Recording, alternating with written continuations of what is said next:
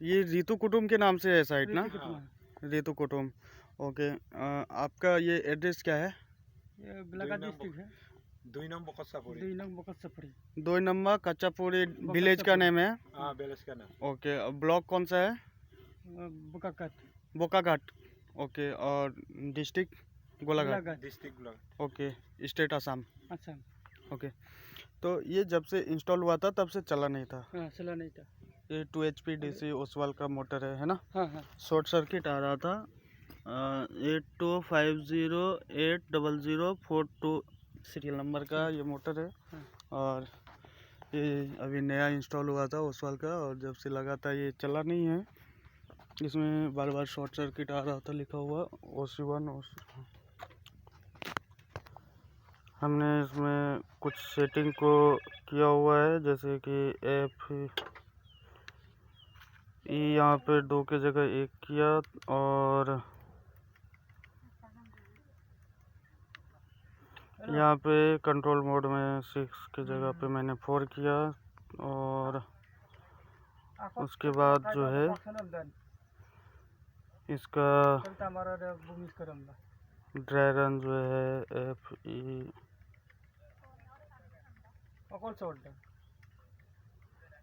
17 में इतना किया, 18 में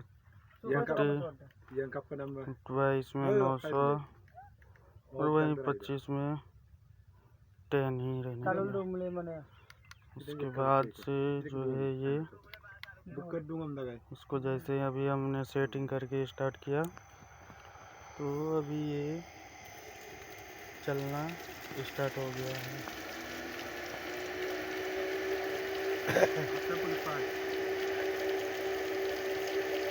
आ जाएगा।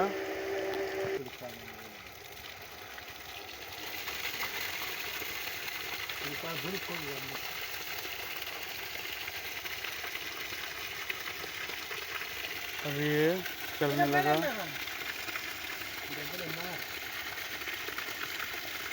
अभी हम इसको यहाँ से बंद करेंगे।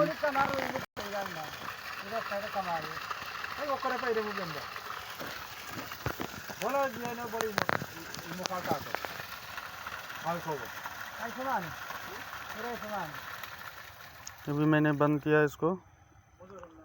फिर ऐसा कंडीशन में अगर OC1 आए या आउटपुट फेज लॉस आए या फिर शॉर्ट सर्किट डिस्प्ले में आएगा तो शॉर्ट सर्किट लिखा हुआ आएगा।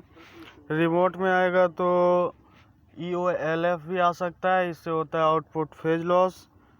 ऐसे कंडीशन में जो है मोटर की वायर को चेक करना है, कहीं पर कटा हुआ या फिर चिपका हुआ तो नहीं है, या फिर वायरिंग अर्थिंग का वायर जो है वो मोटर के बॉडी में कहीं कनेक्टेड है या नहीं है। तो OC1 भी अगर आए तो OC1 जो होता है वो शॉर्ट सर्किट का होता है।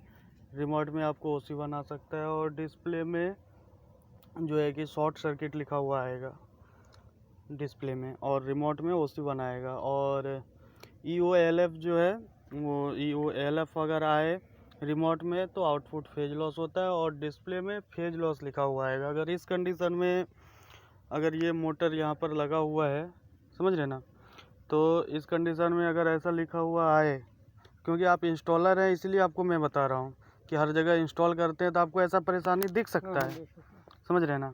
तो अगर डिस्प्ले में फेज लॉस आए तो उस कंडीशन में आपको एक चीज़ करना है, या फिर शॉर्ट सर्किट भी आ सकता है डिस्प्ले में लिखा हुआ। ये दोनों कंडीशन में आपको एक चीज़ करना है कि सबसे फर्स्ट में देखना है कि मोटर के बॉडी में अर्थिंग का वायर लगा है या नहीं लगा है। ठीक है, मोटर में अर्थिंग का वायर बॉडी में लगना बहुत ही ज़रूरी होता है। अगर थोड़ा भी मॉइस्चर रहा मोटर में, अगर थोड़ा भी बॉडी करंट आया कहीं से भी, तो फिर वो शॉर्ट सर्किट आएगा लिखा हुआ, और फिर मोटर चलेगा नहीं, चल के थोड़ा बंद हो जाएगा। तो ये बॉडी अर्थिंग लगाना बहुत ज़रूरी है।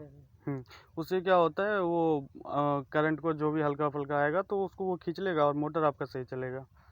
तो बॉडी करंट के लिए अर्थिंग, बॉडी अर्थिंग बहुत ज़रूरी होता है फर्स्ट। एंड सेकंड जो है, अगर डिस्प्ले में आप लोगों के पास मीटर तो रहेगा नहीं, डिस्प्ले में ही चेक देखना होगा। अगर फेज लॉस आ रहा है बार बार तो आप लोगों को मोटर का वायर को चेक करना है हाँ। कि ये प्रॉपरली मोटर का वायर यहाँ पर जो टेप किया हुआ रहता है, कहीं पर यहाँ पर जो है चिपका हुआ तो नहीं है वापस में, हाँ, हाँ। या टेप अच्छा से किया हुआ है, या फिर कहीं पर मोटर जो है वायर को अंडरग्राउंड कर देते हैं ना मिट्टी के नीचे में, तो वो देखना है कहीं पर कट गया हो या फिर चिपक गया, या फिर वहाँ पे मोटर का ढक्कन में यहाँ पे भी खोल के आपको देखना पड़ेगा हाँ। कि यहाँ पर कहीं कोई वायर खुल तो नहीं गया हो। कभी कभी कोई वायर जो है यहाँ से खुल जाता खुल है जाता है, या फिर लूज रहता लूज रहता है ना, तो वो देखना है कि कहीं लूज तो नहीं रह गया है। है, हाँ, तो उसको अच्छा से टाइट टाइट करके करना है। जोड़ना है। या फिर कार्बन वगैरह अगर हो जाता है, पानी का जाने से कार्बन अगर हो गया तो वो साफ कार्बन को साफ कर देना है ना, कार्बन साफ करके, और अच्छा से लूज नहीं रहना चाहिए, अच्छा से टाइट करके लगाने से क्या है, अगर डिस्प्ले में आपका फेज लॉस आएगा लिखा हुआ, हाँ। फेज लॉस आता है ना, कभी कभी आता है हाँ, फेज आता है। लॉस लिखा हुआ, तो इस कंडीशन में आपको वायर को अच्छा से चेक करना है, ठीक है। तो वायर को चेक कर लेना है कि कहीं पर कोई प्रॉब्लम तो वायर में नहीं है। और OC1 अगर आए, OC1 बोले तो शॉर्ट सर्किट अगर डिस्प्ले में आए लिखा हुआ, तो उस कंडीशन में भी जो है आपको वायर को अच्छी प्रकार से चेक करना है और अर्थिंग का वायर को लगाना है। बाकी अगर पैरामीटर का कुछ इशू नहीं रहा तो 2-3 बार जो है अब ऑन ऑफ करके चलाने से पानी डाल के पानी आ सकता है। और अगर कुछ पैरामीटर का इशू वगैरह रहा तब तो फिर आने के बाद ऑटो ट्यून 1-2 बार करने से फिर वो सही हो जाता है। हाँ, वो रिमोट से करना होता है वो। अगर आप कंप्लेंट दर्ज कर देंगे, कंप्लेंट अगर रजिस्टर करेंगे कंपनी में, तो हम लोग आके उसे सॉल्व कर देंगे।